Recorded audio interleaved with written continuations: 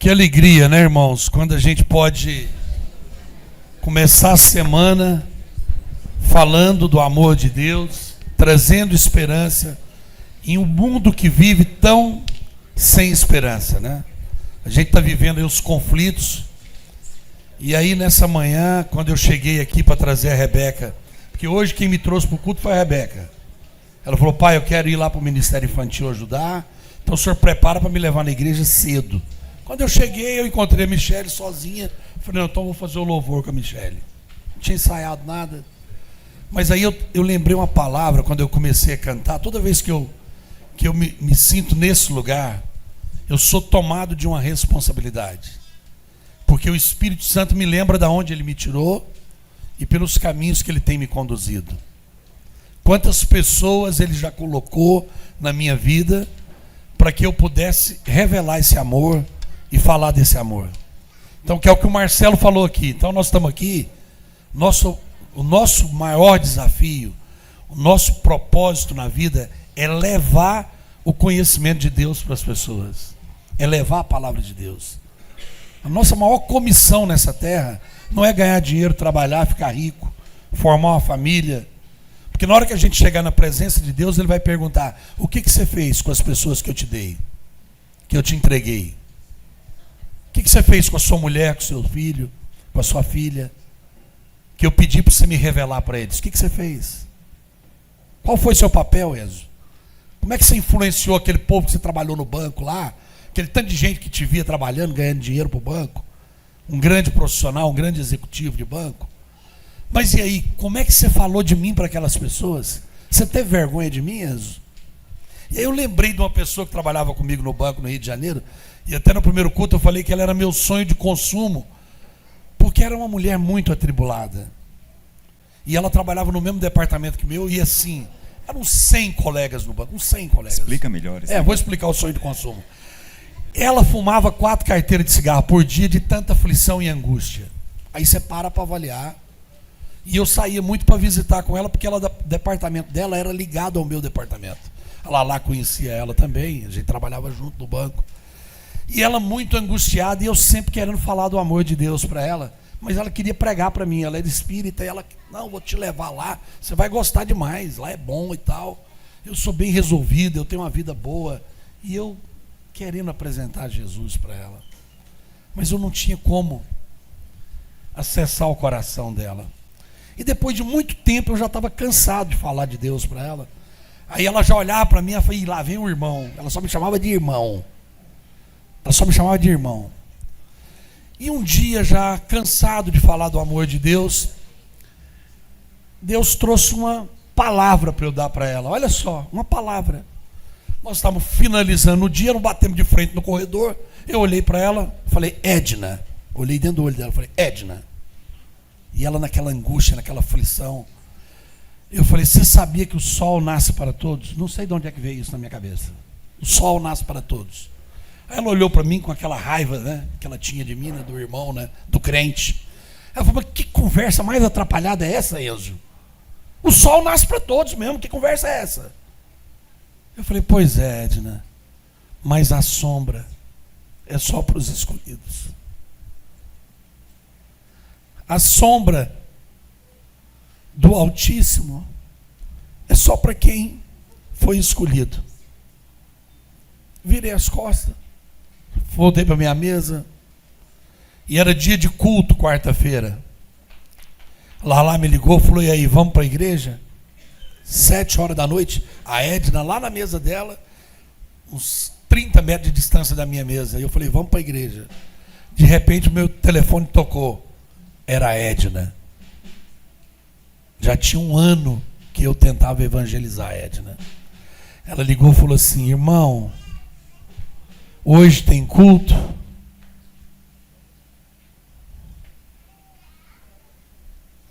Eu falei: tem, Edna. Ela falou assim: me leva lá, que eu estou precisando dessa sombra. Eu não aguento mais o sol queimar a minha moleira. Ela era lá da Bahia, ela era de Belém. Ela falou: irmão, eu não aguento mais o sol queimando a minha moleira. Uma mulher trabalhadora, cheia de virtude, mas que não conhecia a palavra de Deus, que não conhecia Deus.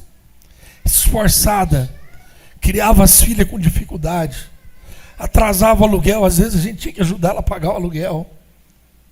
Pensa uma mulher de valor, que não tirava a força do braço dela, que confiava na força dela, falava 3 idiomas, uma mulher espetacular, uma mulher digna, mas ela não conhecia Jesus.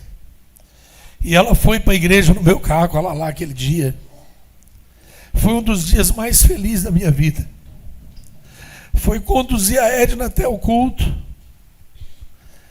e ver como ela entrou naquela igreja e saiu dali transformada pelo amor de Deus. E nunca mais voltou a ser aquela mulher cheia de dúvida, que confiava no seu braço, assim como eu confiava no meu braço. A Edna passou a ser um fluir de Deus, um testemunho naquele lugar.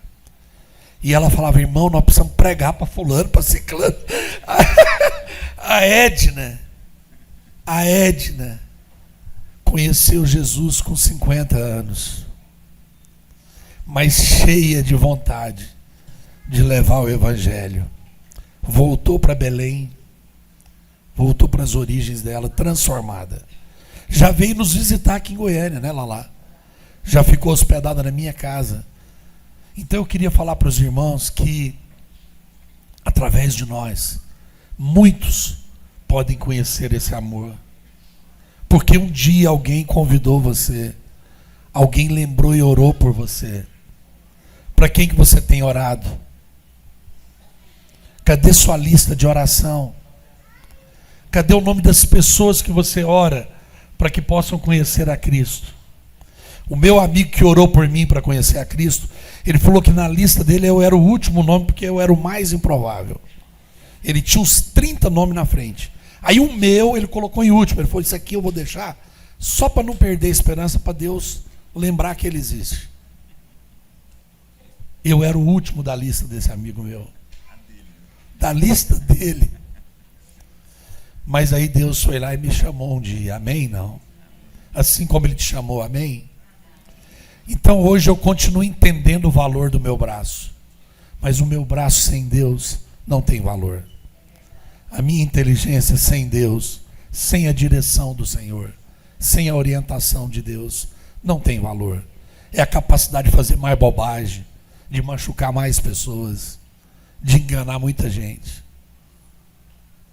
Mas com Deus nós podemos revelar virtudes que pode transformar a vida de uma pessoa para o resto da vida dela, para ela morar na eternidade com o Pai, para que ela olhe para o seu irmão e tenha misericórdia, para que ela pare de julgar as pessoas, porque Deus não julga a gente pelo que a gente faz.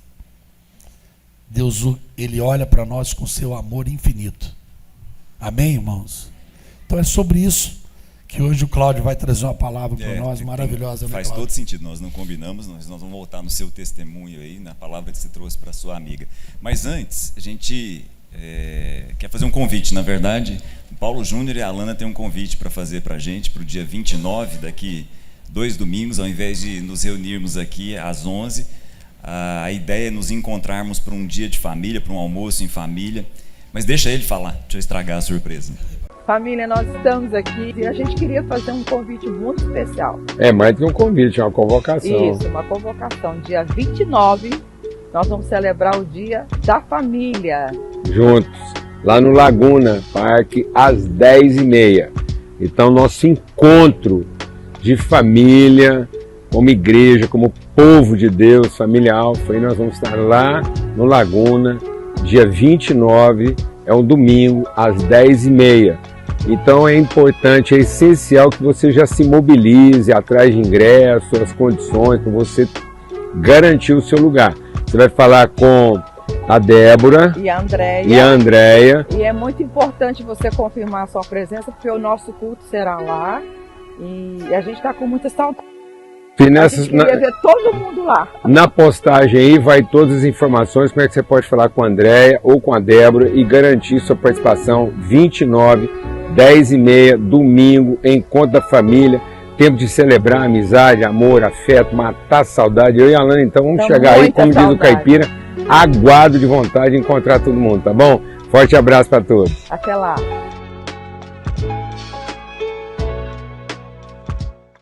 Até. Eu já garanti 4 ingressos, já peguei agora de manhã com a Dulce aí na recepção.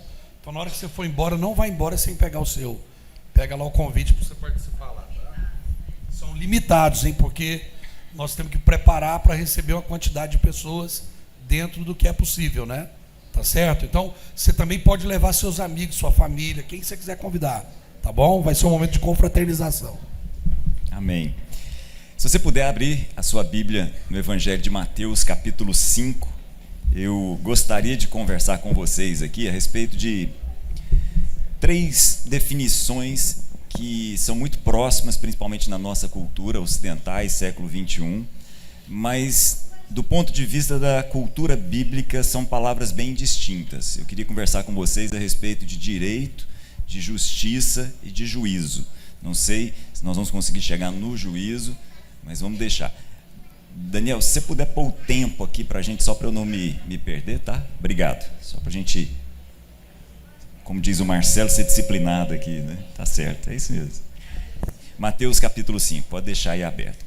Eu não sei se vocês se lembram, entre os salmos muito conhecidos, a gente tem aquele salmo de Davi falando: agrada-te do Senhor, deleita-te no Senhor. Ele vai fazer o seu direito como a luz e a sua justiça como o sol do meio-dia. Não sei se vocês se lembram. Eu lembro de cor porque é uma música, né? A gente cantava. Nos dias do rei Davi, durante o reinado do rei Davi, havia uma expressão, inclusive ela aparece em alguns momentos diferentes no Antigo Testamento. Os escritores, tanto de Samuel quanto de Crônicas, dizem que o reino de Davi era um reino que administrava a justiça e o direito. Então, palavras muito parecidas, muito próximas, mas bem distintas. Jó, no auge mesmo do seu desespero, no auge de tudo aquilo que ele viveu, no auge da sua angústia, ele dizia assim: como é que essas coisas podem estar acontecendo comigo? Eu que sempre me vesti de direito e de justiça. O direito e a justiça eram as minhas roupas. É uma expressão de Jó no final do livro dele. São expressões que para nós são muito parecidas, para nós são muito semelhantes, mas a gente vai ter um certo cuidado, uma certa atenção em tratar, em especial quando a gente olhar para esse texto que está aí a partir de Mateus capítulo 5. Queria que você estivesse muito atento comigo, porque a gente vai trazer algumas questões aqui que são muito relevantes. Quando eu vinha para cá pensando a respeito dessa mensagem, já tinha um tempo que eu queria falar a respeito disso com todo mundo aqui, até por causa de um testemunho, de um filme que a gente vai ver daqui a pouco, uma mensagem importante. Vindo para cá, recebi um vídeo desses aí que estão circulando, imagino que vocês devem ter recebido ou igual ou semelhante, falando a respeito do momento em que Israel está vivendo, da guerra que está acontecendo, né?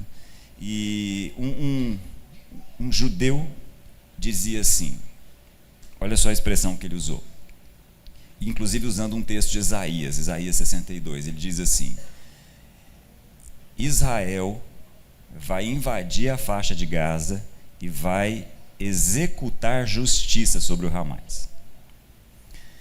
Será que é justiça mesmo? Ou será que é vingança? Ou será que é a mesma coisa? É sobre isso que eu gostaria de conversar com vocês aqui. Eu queria fazer essa reflexão, não por causa de Israel, não por causa do Hamas, por causa de nós. Como é que nós avaliamos essas coisas? O que Jesus tem para nos dizer a respeito disso? Do ponto de vista da cultura bíblica, são palavras bem distintas, bem diferentes mesmo. Direito é uma palavra hebraica chamada mishpah, e justiça é tzadeká.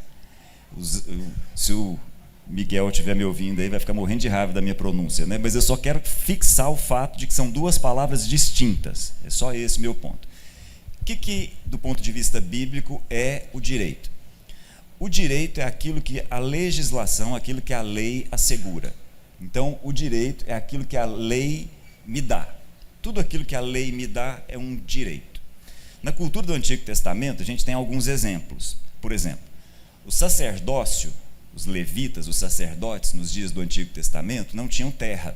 Eu não sei se vocês se lembram, quando a terra prometida foi dividida entre as tribos, a tribo de Levi não tinha terra. Como a tribo de Levi não tinha terra, e a terra naquela cultura era muito importante, era de onde eles tiravam a sobrevivência, era através da terra que vinha a agricultura, era de onde vinha a pecuária. Sem terra haveria dificuldade de sobrevivência. Então, do ponto de vista bíblico, havia o mishpá dos sacerdotes, ou seja, o direito dos sacerdotes. Qual era o direito dos sacerdotes? Todas as outras tribos deveriam separar uma parte, deveriam separar um percentual daquilo que eles colhiam ou daquilo que eles obtinham através do gado, e deveriam entregar para a tribo de Levi, que não tinha terra, que cuidava do sacerdócio. Então isso era o direito do sacerdote. E assim existem alguns direitos expressos na legislação do Antigo Testamento. Só que havia um grupo de pessoas mais bem protegido com direitos. Isso é importante que a gente entenda. Havia um grupo de pessoas muito protegido pelo mishpá, muito protegido pelos direitos. Quem são? O órfão, a viúva, o estrangeiro que vivia em Israel e o pobre, o necessitado. O quarteto dos vulneráveis, como algumas pessoas costumam dizer. Para esses, o direito era estabelecido. Muitos direitos. Para vocês terem uma noção, quando as pessoas iam fazer a colheita, o que caía numa determinada distância, por lei, não deveria ser pego, deveria ser deixado para os estrangeiros, para os órfãos. Era a lei do respigo. O que caía a uma determinada distância, vai colher o trigo. Caiu uma certa distância e deixa lá.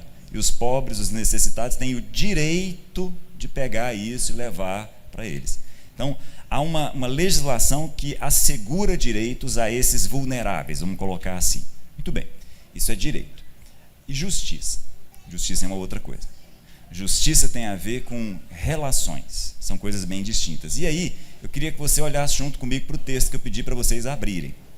Para quem não sabe, Mateus capítulo 5, 6 e 7 corresponde ao que ficou conhecido como o Sermão do Monte. Por que ele ficou conhecido como o Sermão do Monte? Por uma razão muito simples. Se você olhar comigo aí no capítulo 5, versículo 1, diz assim: vendo Jesus as multidões, subiu ao monte e se assentou. Seus discípulos se aproximaram e ele começou a ensinar. Então, o que vem a partir daqui, em função dessa imagem, Jesus estava num monte, aí ele viu as multidões, viu uma grande multidão, se assentou no monte, os discípulos se aproximaram, ele começou a ensinar. Começa pelas bem-aventuranças, que a gente conhece relativamente bem. Então, por causa disso, o que vem daqui até o capítulo 7 termina com as pessoas admiradas e perguntando: nossa, de onde que vem tanta sabedoria? E termina o que nós é que atribuímos o nome de Sermão do Monte. Muito bem. Sermão do Monte, segundo, eu acho muito legal isso, segundo Mahatma Gandhi, tem uma frase interessante do Gandhi, que é a seguinte: se toda a literatura espiritual do mundo, se toda a literatura de fato espiritual da humanidade como um todo se perdesse, mas esses 3 capítulos aí se conservassem, nada estaria perdido. É a expressão do Gandhi. Acho legal isso, para mostrar do que é que nós estamos tratando. Jesus vem falar nesse sermão que está aí, nesses 3 capítulos, a respeito de algo que no fundo é a sua mensagem. Não sei se vocês se lembram. Vocês se lembram que Jesus só tem uma mensagem? Importante que a gente entenda isso. Jesus só tem uma mensagem.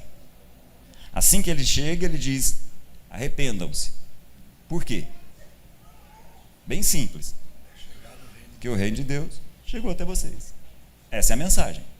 Ele abre essa mensagem, vai falar um pouco mais a respeito do reino, mas a mensagem é essa: olha, vocês, os judeus, daí aquela expressão, veio para os seus, mas os seus não o reconheceram. Os seus, ou seja, os judeus, aguardavam a chegada do rei, aguardavam a chegada daquele que seria a linhagem de Davi e libertaria aquele povo, assim como Davi libertou.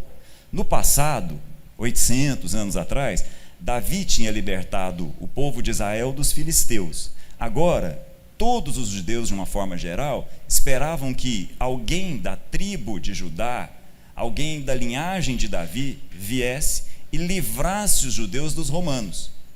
Essa pessoa recebeu o nome de ungido, de Cristo, de Messias, um rei. Era essa a expressão. Todas as palavras são sinônimas em línguas diferentes. Muito bem. Aí Jesus chega e fala assim: é isso mesmo. É exatamente isso. Cheguei para estabelecer o reino que vocês esperavam. Só que eu não quero só libertar vocês de Roma. Eu quero libertar vocês de uma escravidão mais profunda. É isso mesmo. Eu vim para estabelecer o reino, que passa inclusive por uma mudança no entendimento de vocês. Daí a expressão, arrependam-se. Arrependimento nesse aspecto, de uma transformação da mente. Arrependam-se, porque de fato o reino de Deus chegou. E aí, quando ele vai falar no Sermão do Monte, nesse intervalo aí, há uma conexão, eu vou dar alguns exemplos, há uma conexão direta entre o reino de Deus, que Jesus veio trazer, e a justiça. E aí nós vamos entender com mais cuidado, com mais profundidade, do que é que nós estamos falando quando nós falamos a respeito de justiça. E o que isso tem a ver com a gente? O que isso tem a ver com o nosso dia a dia? E eu queria só destacar, dá uma olhada, por favor, capítulo 5, versículo 6, diz assim: bem-aventurados, felizes, os que têm fome e sede de justiça, porque serão satisfeitos. Depois, lá na frente, bem-aventurados os perseguidos por causa da justiça, pois deles é o reino dos céus. Perceba a conexão entre justiça e o reino de Deus, o reino dos céus.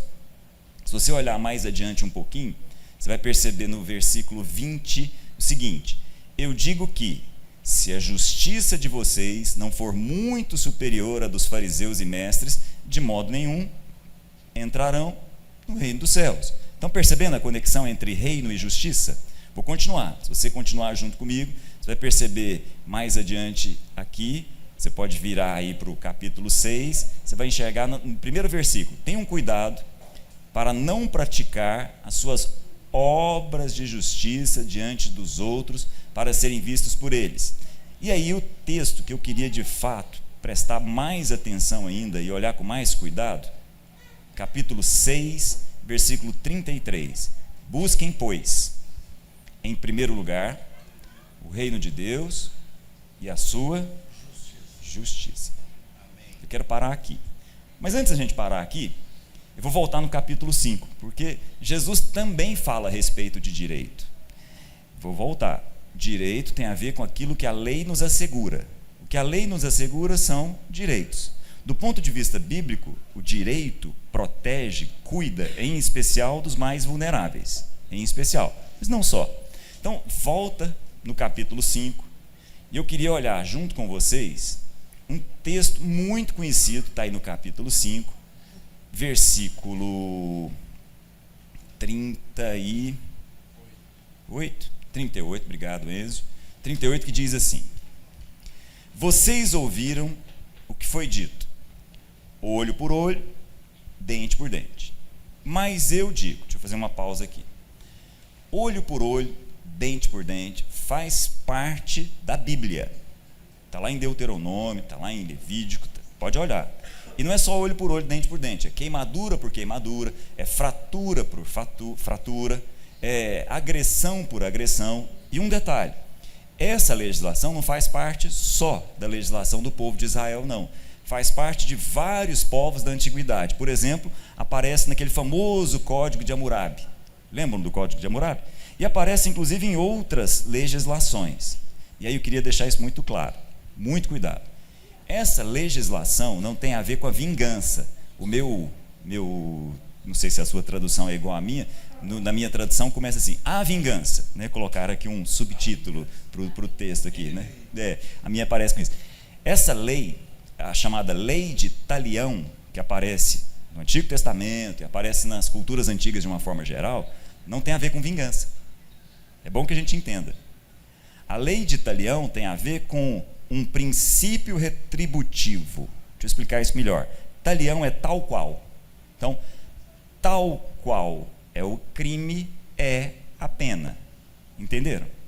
Mas mantendo uma proporção, de tal forma que quebrou o dente, quebra o dente, mas não quebra a boca inteira. Entenderam? Há um princípio aí para equilibrar o crime com o tamanho da pena, porque senão as coisas vão se perdendo nos seus limites. eu comentei na primeira reunião, eu acho que é um exemplo icônico esse, quando os filhos de Jacó, não sei se vocês se lembram, Jacó teve 12 filhos e uma filha, Diná. Diná é estuprada num determinado momento por um clã que estava próximo do clã de Jacó. Muito bem. Nesse momento, quando a filha de Jacó, Diná, é estuprada, os filhos, os irmãos dela, os filhos de Jacó, assassinam completamente centenas de pessoas. Veja, olha só, tem que falar isso com muito cuidado. Em hipótese alguma, eu estou defendendo o estupro. O que eu estou querendo dizer é que há uma desproporção no que foi feito. Entenderam? Quando há uma desproporção, ao invés de ser uma lei de talião, é uma vingança. E aí é o seguinte, mato 100.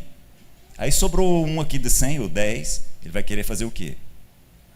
Junta com mais gente, mata 200. E as coisas perdem completamente o seu limite. Então essa lei, a lei de talião, é para limitar a maldade, para segurar, colocar freios na maldade humana. Muito bem. A lei de talião, como o próprio nome está dizendo, é uma lei. Ela assegura direitos. Então agora vamos continuar a leitura. Olho por olho, dente por dente. Mas Jesus diz, não resistam ao perverso. Então olha só. Se alguém o ferir na face direita, você tem direito de ferir a pessoa na face direita. Lei de talião. Olho por olho, dente por dente. Fui agredido do meu lado direito, eu tenho direito de agredir o lado direito da outra pessoa.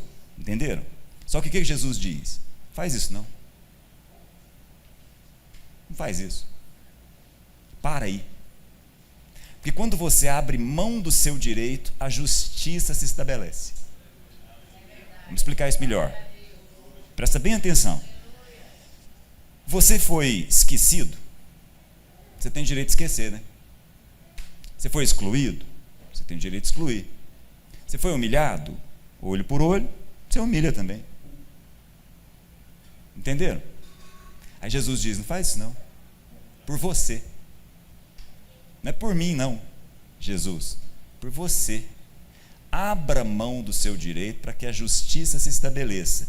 E aí ele começa dando exemplos bem hiperbólicos mesmo, literalmente. Ao invés de ser uma parábola, né, uma comparação, parabola, né, uma comparação ao colocado do lado, ele vai ele vai além, ele exagera, para chamar a nossa atenção. Por exemplo, ele diz assim, ó, se alguém quiser processá-lo, essa é uma palavra jurídica, se alguém quiser processá-lo e tirar de você a túnica, deixe que também leve a capa. Deixa eu explicar isso daqui, porque nós estamos no primeiro século, e essas coisas não são do nosso dia a dia. Nos dias de Jesus, nos dias do Império Romano, do primeiro século, as pessoas não tinham guarda-roupa.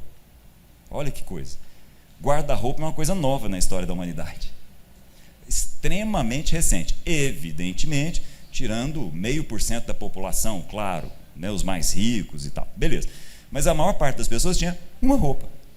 Uma roupa interna, chamada de túnica. Não é um bom nome para nós, né, porque para nós túnica tem a ver com alguma coisa externa, mas essa é a tradução que a gente tem, então vai ela mesmo. Então, tem uma roupa que fica por dentro e uma roupa que cobre a capa. Essa capa, que é um pano grande, servia para várias coisas. Você pode estranhar, você fala, não, mas o pessoal passava frio lá. Sim, o clima é desértico, então faz frio durante o dia, calor durante o dia e muito frio à noite. Essa é uma região que neva. Então, quando a pessoa ia dormir, aquilo também era a roupa de cama dela. Para vocês terem uma noção, essa capa era algo tão importante que havia uma legislação para ela. Está lá em Deuteronômio. A capa era um bem inalienável. Então, por exemplo, Mateus me pede um dinheiro emprestado. Eu falo assim, beleza, Mateus, toma aqui. Mas deixa essa capa comigo aqui, em garantia. Até aí tudo bem. Mas quando escurecesse, eu tinha que devolver a capa para o Mateus, porque ele precisava dormir. E aquilo era importante para ele. Entenderam? Isso era lei. Lei. Então, se alguém processar você, então você pegou dinheiro emprestado e alguém chegou e falou assim, dá sua capa. Aí você tem o direito de falar assim, não vou te dar a minha capa. Eu tenho esse direito. É lei. A lei me assegura que eu não preciso te dar a minha capa. É um bem inalienável. Aí Jesus diz assim, dá a capa e dá também a túnica. Jesus não está falando para a pessoa sair pelada pela rua. Não é isso, é uma hipérbole. O que ele está dizendo é o seguinte: você tem direito de abra mão em favor da justiça. E ele continua, diz assim, ó: se alguém o forçar a caminhar com ele 1 milha. De novo é uma expressão jurídica, esse forçar aí. Os romanos, os dominantes ali, tinham alguns direitos sobre os povos colonizados. Então, não sei se vocês se lembram, quando Jesus está carregando a cruz indo em direção ao Calvário, indo em direção ao Gólgota, ele não consegue carregar a cruz. Aí um romano fala assim: eu preciso ir, ó, vem cá. E aí o texto diz que Simão foi forçado a, que ele era obrigado. Mas o texto diz que há limite.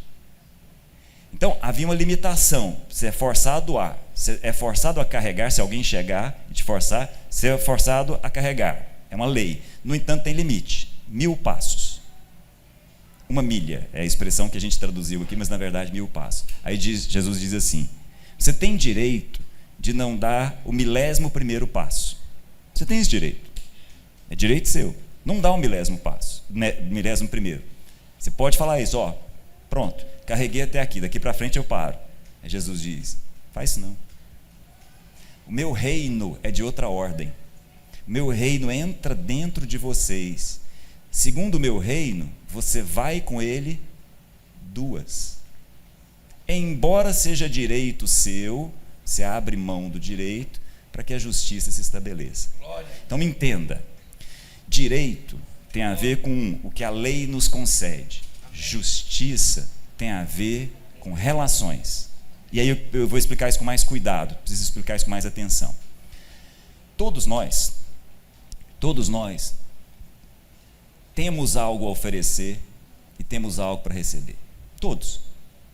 Todo ser humano que é a imagem e a semelhança do Criador tem algo para ofertar e algo para ganhar.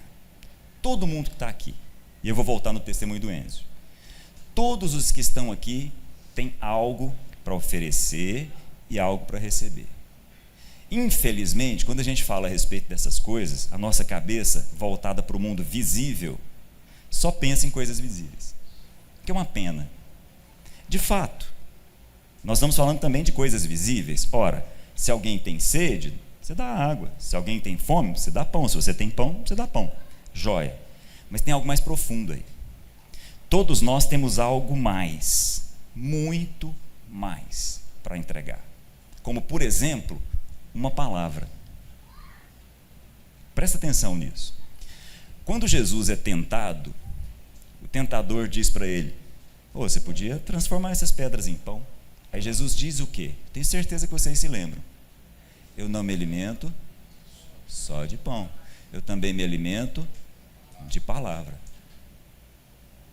As nossas palavras podem alimentar as pessoas. Amém. Todos nós aqui já fomos abençoados o suficiente, já conhecemos o Espírito Santo o suficiente para ter uma palavra para a alma da pessoa que está do nosso lado, como o Enzo comentou. Guarda isso. Quando você entrega aquilo que você tem, você está sendo justo. Quando você retém uma palavra que você tem para entregar para outra pessoa, você está sendo injusto. Olha que coisa. Então vou voltar. Todos nós temos algo para oferecer, todos nós temos algo para receber, todos nós temos as nossas pobrezas e riquezas. Todos nós. A mesa é o lugar do fluxo, é o lugar desse encontro de pobrezas e riquezas. Eu brinquei aqui na primeira reunião, eu gosto muito de um exemplo da época em que eu dava aula de física, que é quando o sal é colocado dentro d'água. Vocês lembram? Cloreto de sódio? Tenho certeza, pelo rosto de vocês, só vejo bons alunos de física, assim, né? Tenho certeza que lá na memória de vocês, quando você olha para fala em física, né? Só lembra de coisa boa, né? Educação física, né?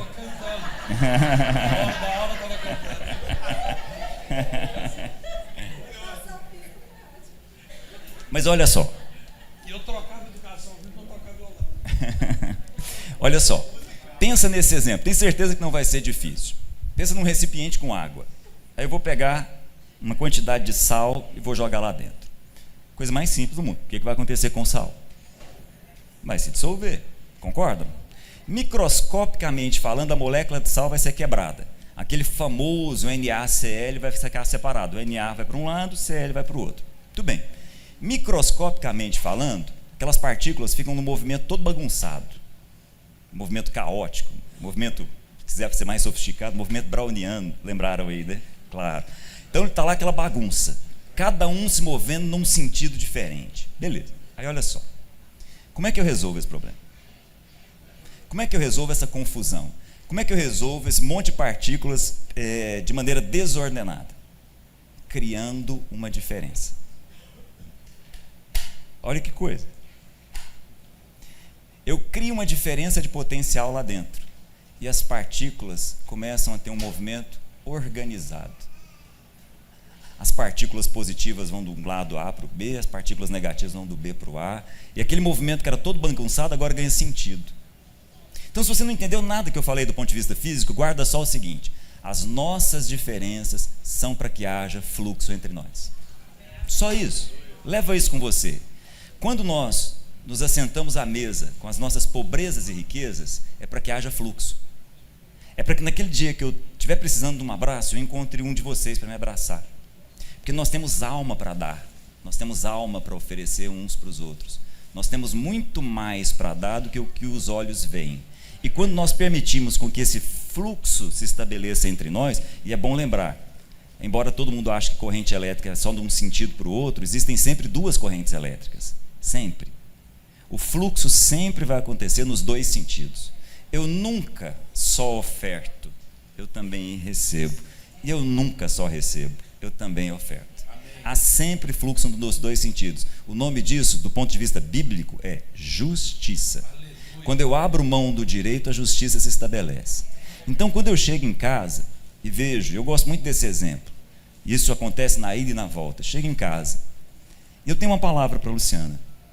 Palavra de ânimo, palavra de esperança, palavra de aconchego, um abraço. E é isso, é o que eu tenho para dar. Às vezes é o contrário, às vezes é o inverso. Às vezes é ela que tem. Se nós permitirmos esse fluxo, há justiça. Se nós impedirmos esse fluxo, nós não entendemos o que é o justo do ponto de vista da Bíblia. O justo que vive pela fé. E aí eu quero terminar voltando no texto. Porque o texto diz assim, o texto que eu falei para vocês que era o principal, 6,33. O texto diz, busquem o reino de Deus. Em primeiro lugar, busque o reino de Deus e a sua justiça. E aí é Jesus quem promete. Qual que é a promessa de Jesus? O resto está resolvido. Olha que coisa.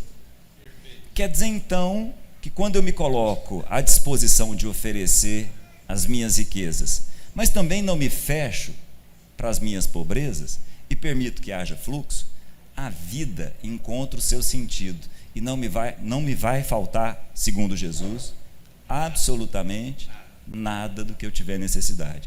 Olha que coisa profunda, que coisa rica. Luciana teve com uma amiga, né, acompanhando um momento de dificuldade, de luto, e ela saiu de casa com as mãos vazias, né? As mãos eram vazias daquilo que se pode ver, mas o coração estava sendo enviado. A nossa família enviou a Luciana para aquela família que estava em necessidade. E são tantos os testemunhos das pessoas que foram abençoadas.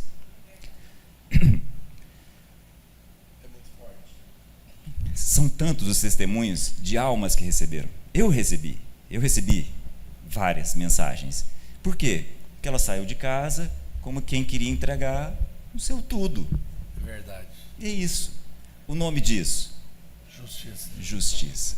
Quando isso se estabelece, reino de Deus. Reino de Deus. Abrimos mão do direito, a justiça se estabelece. Esse é o evangelho do nosso Senhor Jesus Cristo. Amém? E aí, Cláudio, quando a gente é confrontado a viver essa justiça, a gente entende algumas coisas que a gente aprendeu aqui nessa igreja, com o Paulo Júnior. Paulo Júnior um dia me botou para pensar, eu vim de uma igreja muito religiosa. Ele faz isso de vez em quando, né? Não, ele põe a gente. Olha lá. E ele parece que ele vai estar aí, ó. Olha lá. É você, Paulo PJ? Paulo Júnior. Seu microfone está desligado. Aleluia! Beijão, povo aí de Deus. Graças a Deus. Eu estou aqui falando, Paulo Júnior, que você nos põe numa situação de ter que pensar muito, sabe, sobre nossos conceitos, sobre o que a gente tem que experimentar de Deus. Um dia você falou assim, Enzo, o maior pecado não é fazer a coisa errada, porque isso a gente vai continuar errando. O maior pecado é poder fazer o bem e não fazer. É poder fazer algo e se omitir de fazer. Então, meu irmão, você é inspiração para todos nós aqui, viu? Pode mandar o seu oi aí. Amém. Ô Enzo, bom, um abração para todos. Estou sendo aqui muito edificado, só de ver vocês dois juntos aí, nessa descontração toda aí, comunicando tanta virtude aos irmãos, e muito alegre com tudo isso. Eu estou aqui no jardim da Central das Assembleias de Deus para Portugal. É aqui que são formados os líderes, pastores há tantos anos, e estamos aqui celebrando os 25 anos da Casa da Cidade, com o nosso irmão aqui, João Martins. Então, eu estou aqui no momento de uma festa, onde a gente participou do início aqui, para falar de intimidade com Deus, e na extensão disso, tivemos uma mesa farta aqui, das famílias comendo junto, um grande piquenique, uma grande praça, como nós vamos ter daqui uns dias aí entre nós, e no dia 29 também vamos ter o nosso piquenique, a reunião de família com todo mundo. E eu estou aqui desse jardim, ouvindo vocês, sendo edificados, e eu compartilhava hoje de manhã. Nós temos que, a gente comete uma grande injustiça quando a gente diz que a maldade está nas religiões pagãs, né? Quando a gente fala lá assim, essa religião, essa ou aquela, é um grande mal, e a gente atribui mal à ignorância, sendo que a palavra de Deus diz que não há ignorância no mal, existe a ignorância na omissão. Então, essas tantas religiões, elas estão de forma sincera fazendo aquilo que Deus mandou que elas fizessem, que a eternidade está no coração delas, buscando a Deus, com todas as forças, com todo o seu entendimento, de todas as formas. E o clamor dessas nações sobem a Deus, em que cada nação pensa que está orando para um Deus diferente. Mas nós que conhecemos a Deus, sabemos que só há um Deus, e é Pai. Então, ainda que as orações subam como se fossem a vários deuses, elas são ouvidas pelo único Deus, que é Pai. E aí o Pai convoca nós, os seus filhos, para sermos as respostas dessas orações. Então, quando a gente se omite de ser a expressão da verdade daqueles que com tanta sinceridade clamaram a Deus, nós estamos cometendo o mal de negar o Espírito sendo resposta à vida dessas pessoas. Eu acho que isso tem a ver com o que vocês estão compartilhando aí, porque quando Jesus começa essa reunião, ele começa exatamente nesse contexto. Ele começa no contexto que ele está olhando as multidões e vendo a dor delas, e vendo como que elas sinceramente estão clamando. A criação geme, o mundo geme, todos estão gemendo e falando com Deus, e cada um pensando que está falando com o seu próprio Deus, esperando às vezes respostas diferentes. Mas a resposta somos nós, porque quem está respondendo essas orações na forma de tantos deuses é o único Deus e Pai que nós conhecemos. E aí, quando a gente se aproxima dele, ele diz: quem irá por nós? E nós somos então a resposta. E Jesus vem nos ensinar a ser essa resposta. Por isso, Cláudio e Enzo, eu queria aproveitar e dizer para todo mundo: talvez o maior pecado que a gente cometeu contra esse ensinamento do Sermão do Monte foi chamá-lo de sermão. Porque ele nunca foi um sermão. Ele foi uma conversa. Então Jesus não subiu no monte para pregar um sermão. Jesus elevou o nível da conversa. Então Jesus chamou os discípulos para um lugar alto para conversar com eles a partir de uma perspectiva mais alta, e não para pregar uma mensagem do alto. E às vezes a gente subiu à altura da tribuna, em vez de elevar o nível da conversa. Por isso que toda mensagem do monte vocês ouviram o que foi dito, mas agora eu estou dizendo para vocês. Vocês entendem que a prática tem esse limite, agora eu vou transcender o limite de vocês. Vocês compreenderam as coisas até aqui, mas agora eu vou levar vocês a um nível superior.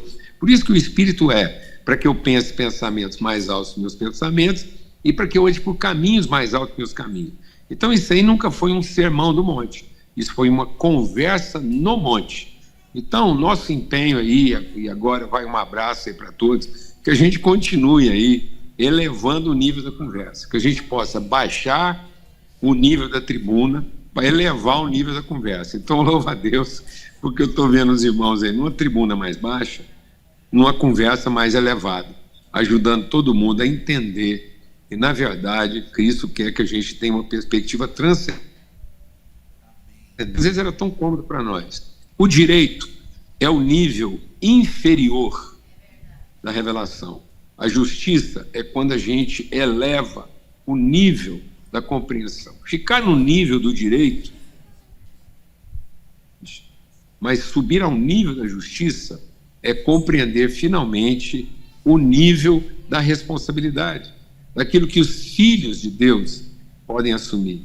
O nível do direito é o nível do escravo, e Deus quer nos elevar ao nível dos filhos, para que os filhos não se limitem ao direito como aquele filho mais velho, mas que possam, ao olhar para o seu irmão, subir o nível da responsabilidade. Então, um grande privilégio, a gente está aqui em nome de todos aí.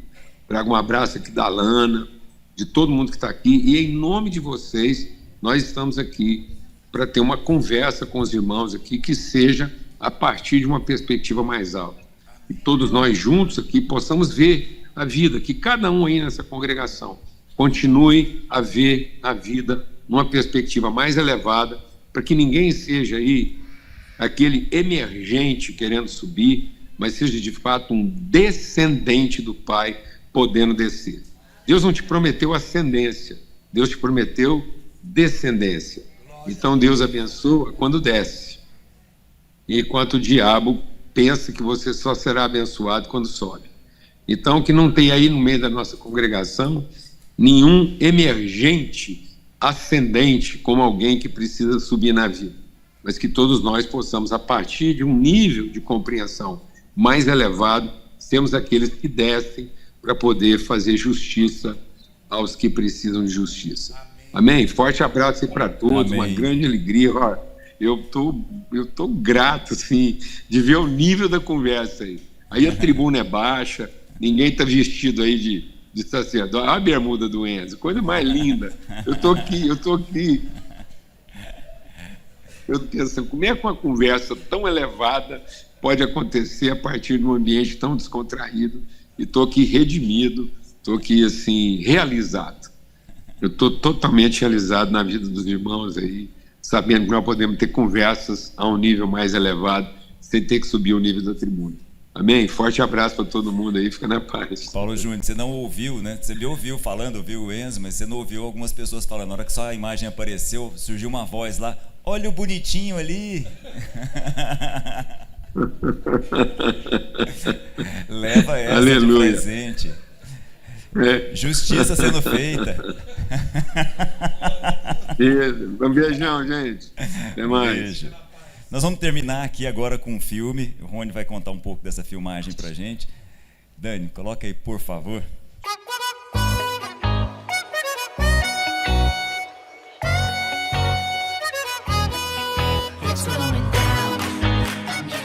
Esse é o 6º ano que nós reunimos famílias do Brasil inteiro para estarem conosco, para repartir muito conhecimento, muita experiência, para aprendermos todos uns com os outros.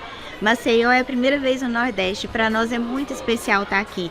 Desde o ano passado nós entendemos que esse movimento, esses encontros precisavam acontecer em diversas regiões do país para oportunizar para as famílias de cada região a participação. Fomos para o Sul ano passado e esse ano em Maceió, que é essa terra linda, acolhedora e que nos trouxe uma outra parte da família que a gente não conhecia, que eram famílias do Nordeste que ainda não tinham participado.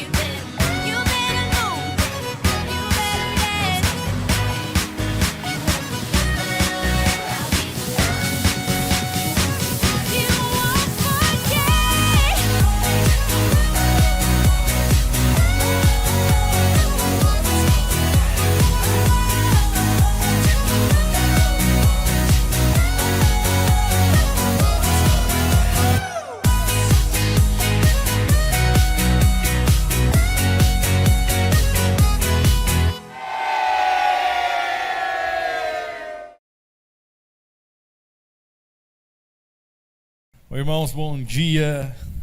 Vou ser bem rápido aqui com os irmãos. Nós estivemos agora em Maceió para o projeto, do encontro do Instituto Nacional de Nanismo.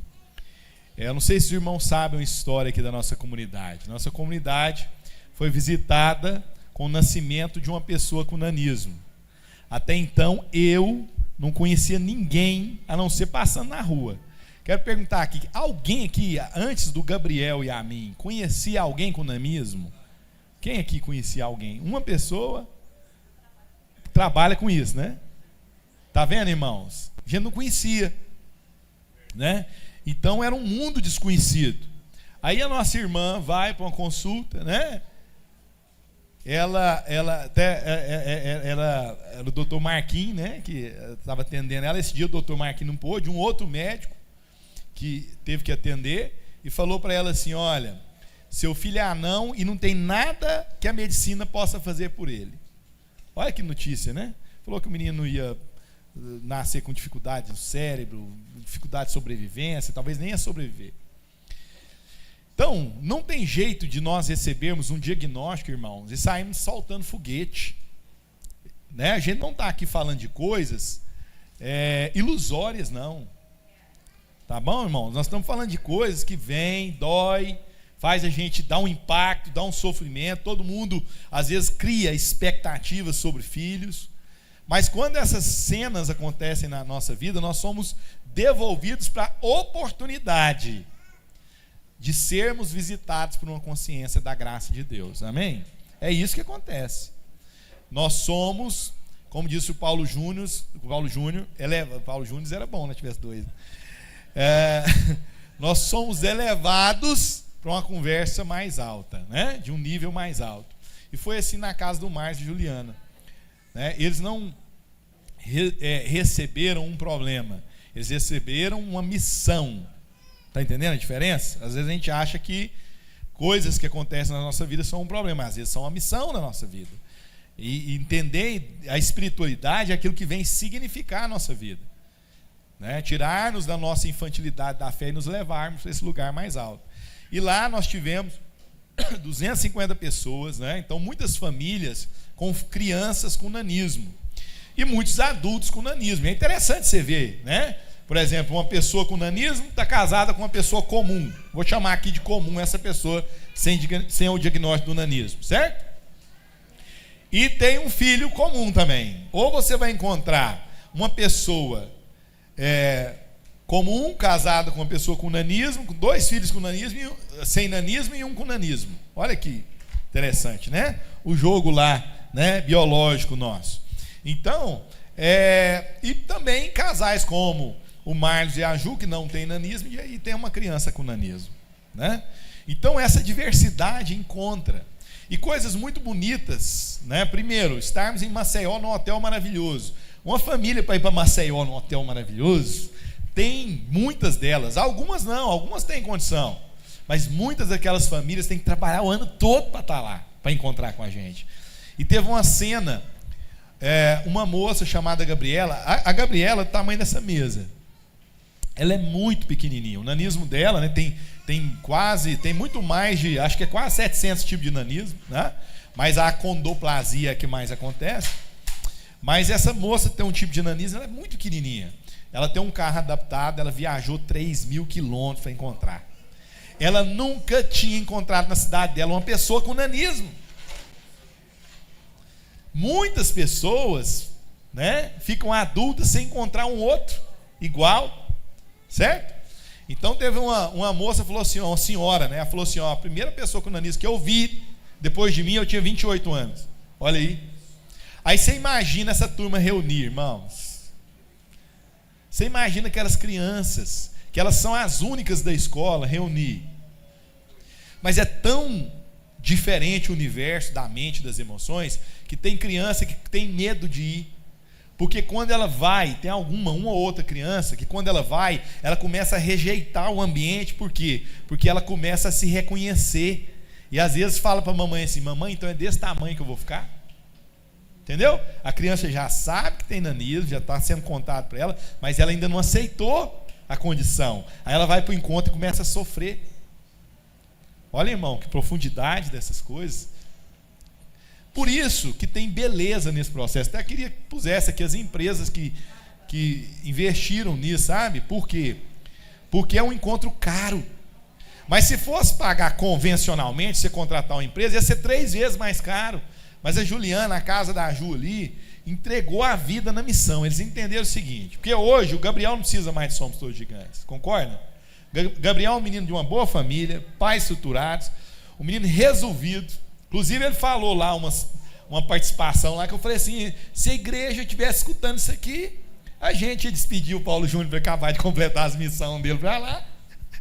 Já temos um Paulo Júnior aqui, 2, né? Pra você ver a profundidade do Gabriel. Eles não precisavam mais disso. Mas são os irmãos. Como é que a gente deixa os irmãos? Entendeu? Mas agora nós temos que trabalhar para esses irmãos sentirem a consciência de responsabilidade.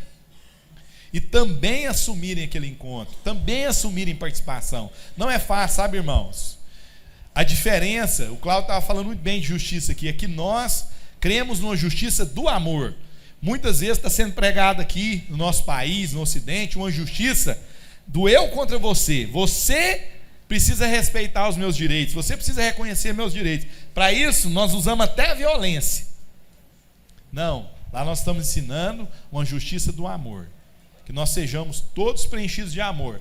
Ao ponto de que se alguém lá na escola do meu filho fez uma crítica, fez uma humilhação, meu papel como pai é ir lá e explicar o que é nanismo para aquele pai, para aquela mãe, para aquela família. Quero te interromper rapidinho só para falar um testemunho. Eu nem como falei para o Marlos, para juízo. Eu trabalho, né, eu sou neuropsicólogo, então eu trabalho com crianças autistas, crianças que têm nanismo, crianças que têm TDAH, há muitos anos. E eu recebi uma paciente há pouco tempo, recentemente, que ela me falou que a primeira vez que ela viu o Gabriel falar, reacendeu nela a esperança de vida pela filha dela, porque a filha dela tinha 2 anos e tinha sido diagnóstico, né? Então, às vezes, a gente prega sem saber que a gente está pregando, a gente acha que pregar é aqui dentro. Mas é exatamente o que o Enzo falou, né? Eles não precisaram chamar, o Gabriel e a Ju e o Marlos nunca chamaram essa família para a igreja, mas eles se converteram porque ouvir o Gabriel falando e ver no Gabriel essa vida reacendeu a esperança que aquela criança poderia ter uma vida no coração deles, e eles se converteram sem nunca terem ouvido a palavra Jesus da vida do Biel. Então, assim, isso é muito forte, né? É por isso que o trabalho que vocês fazem é impressionante. Eu vejo isso acontecendo lá no consultório todos os dias, porque isso é ser Cristo, né? Só falar mais uma última coisa antes do Cláudio encerrar, que foi o último momento do evento. Fizeram uma homenagem para a Juliana, porque realmente é um ano de trabalho. E o Marlos lembrou que o nome da Juliana, que o Paulo, no batismo, que o Paulo Júnior batizou a Juliana, falou: seu nome é cura. E o Gabriel falou: pai, então chama aí, pede uma água aí que nós vamos batizar a minha mãe agora. E nós vamos colocar o nome dela, vamos batizar. Ele pediu a água, ele batizou a mãe dele, irmão. No evento. Não é um evento gospel. Entende? E ele batizou a mãe dele. Cura generosa do toque. Irmãos, isso é lindo demais. Quero te convidar para ir um dia, tirar suas férias lá no Somos Todos Gigantes. Você vai ficar impressionado. Sua vida nunca mais vai ser a mesma. Amém? Deus abençoe os irmãos. Vamos ter uma palavra de oração. Vamos ter uma palavra de oração. Se puder ficar de pé. Espero que você saia daqui animado, inspirado, cheio de fé, porque o justo vive da fé. Espero que você saia daqui crendo mesmo. Deus amado, obrigado por esse tempo. Obrigado pela maneira como o Senhor mexe com as nossas emoções, para sensibilizar as nossas mentes, para mexer com a nossa mais profunda interioridade. Transforma a cada um de nós. Dá-nos consciência das nossas riquezas e pobrezas, de tal forma que nós nunca abramos mão de estar à mesa compartilhando as nossas riquezas e pobrezas, de tal forma que a justiça do reino se estabeleça sempre, em nome de Jesus. Se você se sente parte dessa comunidade, se você se sente parte dessa família e quiser assumir a responsabilidade dos custos que estão aí, tira uma foto, traz pra gente a sua oferta, exerce justiça em fé aí. Amém. Boa semana. Aqui você pode depositar seu pedido de oração e também a sua oferta. Vamos louvar o Senhor. E em despedida estamos liberados. Eu queria ter mais que uma voz, mais que um amor e uma vida pra te oferecer, pois tu és muito mais que eu possa ter em meu ser. Tu és o autor, aquele que pintou com perfeição a vida. Tu és o Senhor, aquele que me amou e és